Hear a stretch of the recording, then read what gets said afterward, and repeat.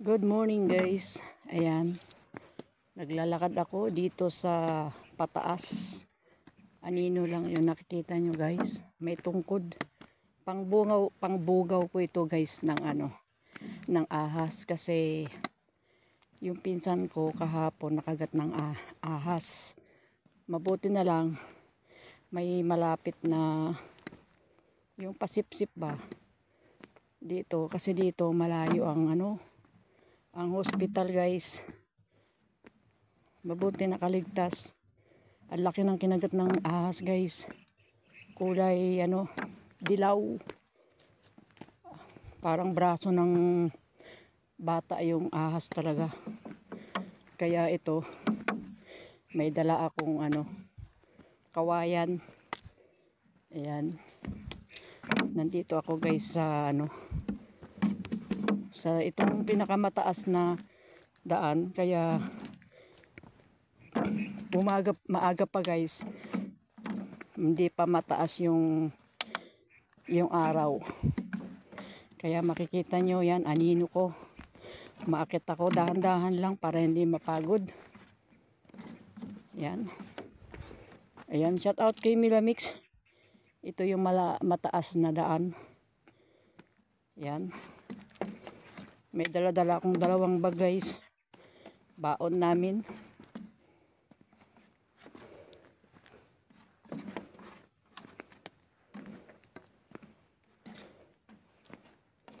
Anino ko lang nakikita nyo guys. Ayan nakikita yan. Mataas pa yan. Yan, dalawang ganitong kataas yung aakyatin. Kaya shout out kay Milamix, kaya mo tong akyatin. Yan. May dala-dala pa akong bag na dalawa. Medyo mabigat. May tubig, may kanin, may ulam. At syempre yung transistor ko medyo mabigat. Bluetooth speaker. Ayan guys.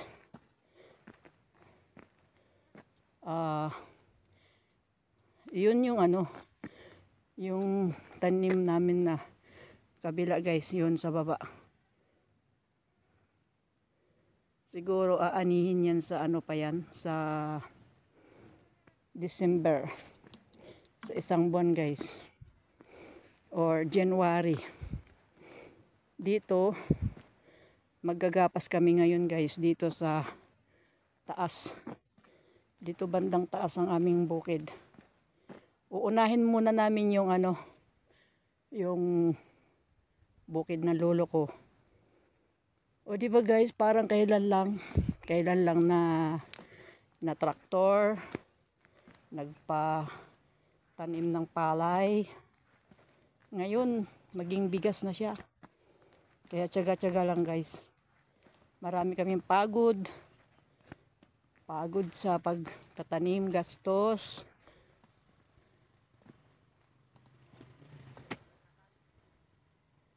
Yan gastos. Tapos tiyaga-tiyaga lang. Ngayon mag-aani na. Mag-aani na kami guys.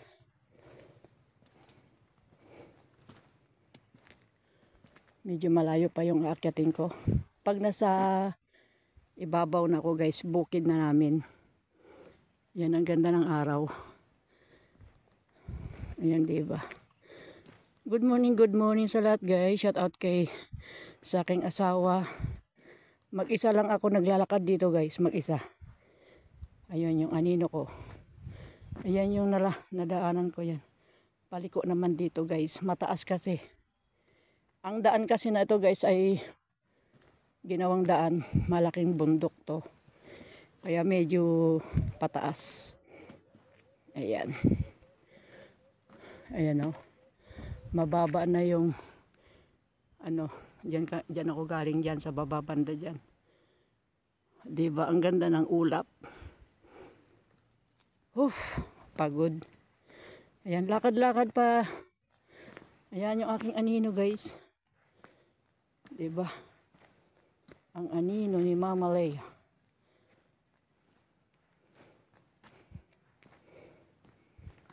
Dati guys, na dyan kami nagpapahinga nung bago pa lang ako naglalakad-lakad dito.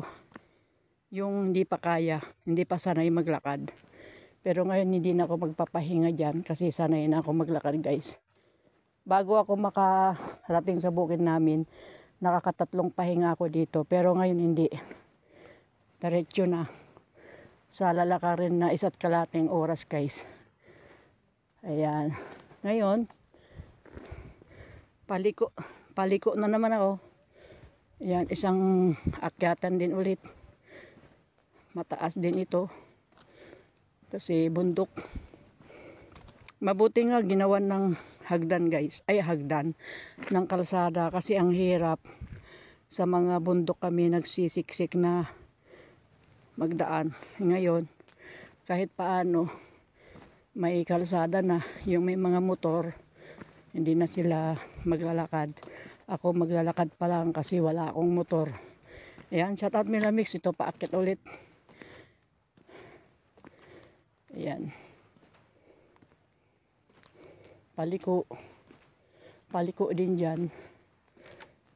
Tapos pagka nasa ibabaw na ako ng bundok, kalupaan na namin guys. Kasi malapit na yung langit sa aming lupa. Yung hindi matyaga, hindi yung titira dito guys. Ayan sa kabila yung aking anino. Dahan-dahan lang yung lakad ko para hindi ako mapagod masyado. Ayan.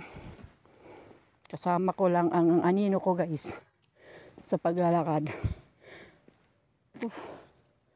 Ayan, malayo-layo na yung narating ko guys. Ayan walang masyadong araw ngayon kasi yung ibang lugar may bagyo. Kawawa yung sa Cebu guys. Sa Cebu, sa Negros yata yun. Kaya dasal lang po tayo na tayo ay iligtas ni Lord. Yan.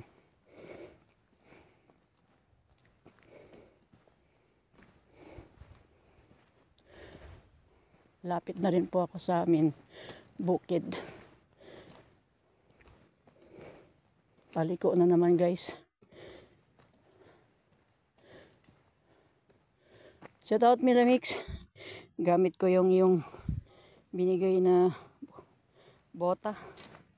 Nagbota ako kahit na hindi lubak-lubak kasi iwas kagat ng ahas. Kasi yung second cousin ko nakagat ng ahas guys.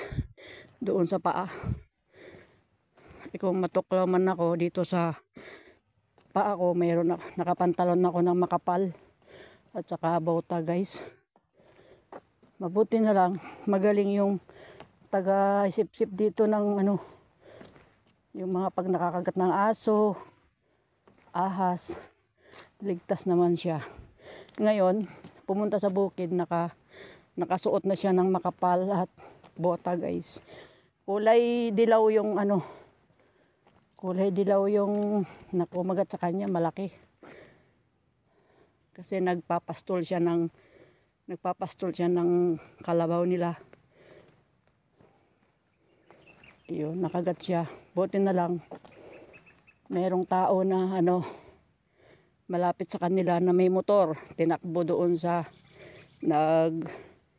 nagagamot ng mga nakakagat ng ahas guys. Kaya sabi ng asawa ko, lagi akong magsuot ng yan, nasuot ako guys ng long sleeve. Nakapantalon ako. Yan, lagi ako nakabota para iwas makagat man ako ng ahas. Hindi balat, hindi yung balat ko ang kakagatin. Damit. Kaya meron akong guys, meron akong kawayan. Yan may kawayan ako pag dumadaan ako sa mga damuhan. Ayan, malapit na ako guys sa aming bukid kasi paahon na. Ayan, malapit na yung langit. Milamix, malapit na yung langit. Bukid na namin tong pagtaas ko dito guys. Ayan. Pag-ahon ko dyan, amin na. Hanggang sa dulong dulo, amin na yung lupa guys. Ang kasama ko lang ay ang aking anino. Anino lang yung kasama ko guys. Naglakad dito. Kasi si Insan Winning, nauna na. Kasi naggapas yun ng maaga. Alas 4 pa lang pumunta na dito sa bukid. Para maaga siya. Ayan na. Nakapatag na guys yung aking dadaanan. Dito na yung aming bukid. Dito pagbaba. Amin na po yun. O, diba? Lapit na sa langit yung makabukiran dito. Ayan.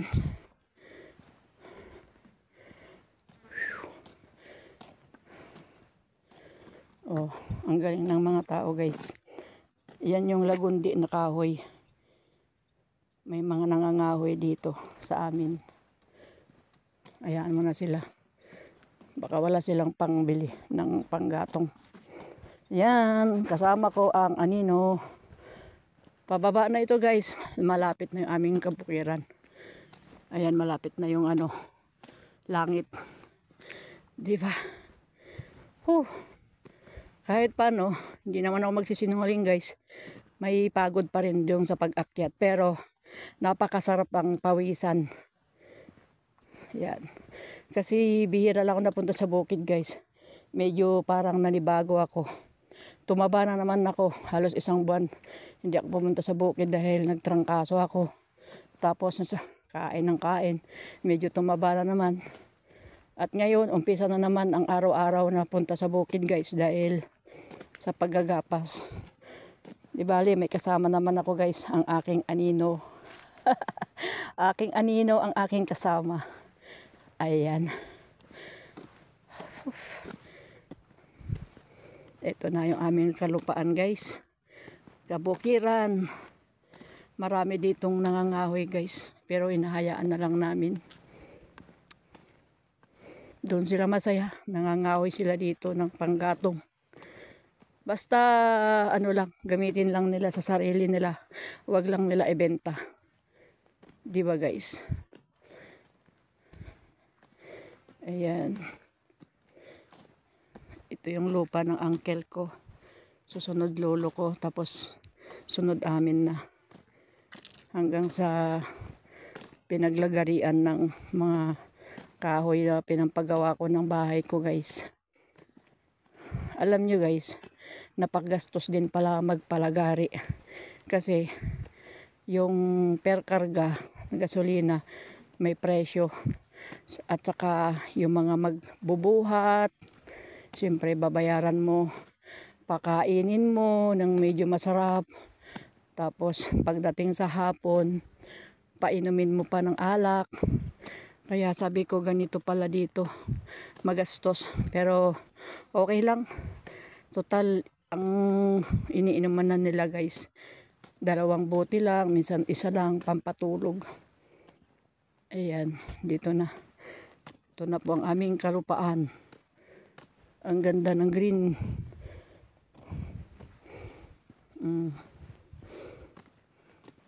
Ayan o, maraming nangunguha ng kahoy.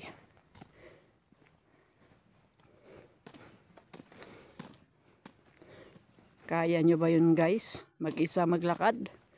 Maglakad na mag-isa? Oh.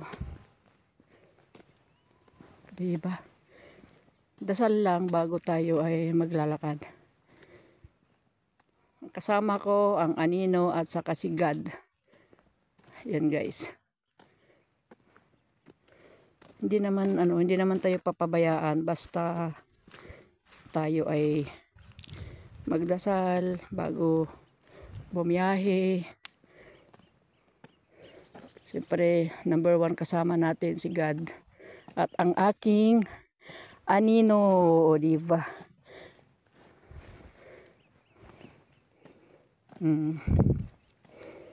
Mga ibon na naman ang kasama ko dito guys. Siguro nakarami na yung pinsan ko sa paggagapas niya. Nauna na siya. Maaga ako nagising, alas 4, nagluto na ako. Tapos mayroong ulam na natira nung gabi. At mayroong bahaw, kumain na siya. Tapos nagluto na ako ng dadaling kong baon para hindi na ako magluluto dito sa bukid. Yan o. Malayo, maraming mata. Marami na rin palay na pwedeng anihin dyan sa baba. Hindi nakikita kasi natatakpan ng mga puno guys kasi malayo. Yan ang bukid namin guys. So malapit na sa langit. Malapit na sa langit ng aming bukid. Hindi naman ako natatakot maglakad dito guys. Si Lord na lang bahala sa akin. Shout out Alex. Ayan, meron mga kambing. Alam nila nandito ako. O sigurado wala na dun sa lupa namin yung mga kambing ngayon sa taas.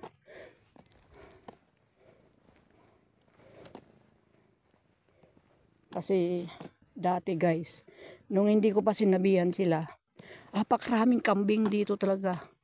Siguro ang kambing na yun ay 30 peraso. Pakadami, kaya walang natatanim ng mga pinsan ko. Nung dumating ako, ayun, kinausap ko sila na ayos yung kanilang kambing nila. Ayan, meron na sila naman, nakakuha na naman sila ng kahoy guys. Dito sa aming bukid. Ang galing-galing talaga ng mga tao. Ayan, may nakatali na naman na tumpok. Tumpok na kahoy. It's very good sila. Sana masaya sila niyan. Oh. Galing-galing ng mga tao dito. Kahoy namin guys, kinukuha nila. Sige lang, kuha lang kayo. Kaya dito, banda sa tabing kalsada guys. Tabing kalsada, madali silang makuha kasi amin to oh. Dito sa tabing highway na to, amin to lahat. Hanggang doon sa kaduluduluan.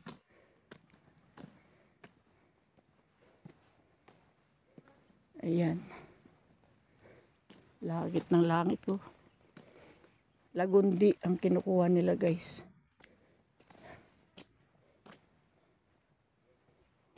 Ang mahirap noon, baka kumukuha sila, binebenta pa nila.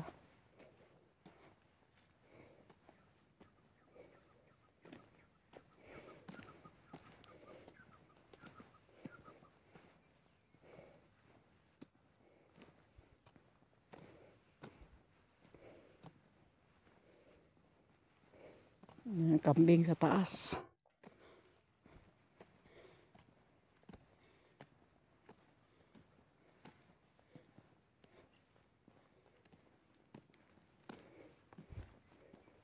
Dito ako dadaan. Shortcut na ako dito.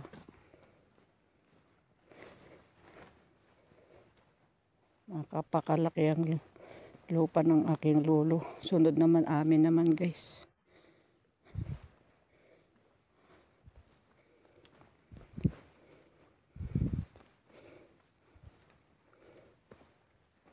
Shortcut ako dito. Sa dinadaanan ng namin ni pinsan ko nung kami nagbunubon, nagpunla. Ayan.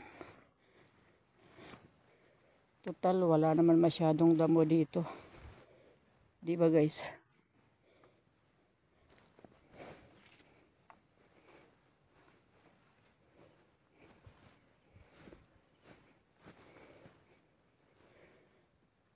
Yan. Hindi nyo nakikita yung mga tanim namin dyan guys kasi malayo-layo. Medyo natakpan ng puno. Ayan. Siguro nakarami na yung pinsang ko ng paggapas.